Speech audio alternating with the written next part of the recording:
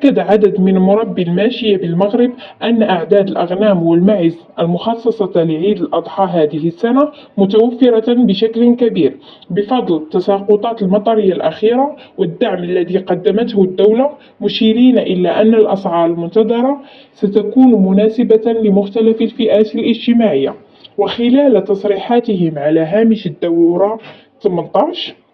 من صالون انترناسيونال دو لاغريكولتور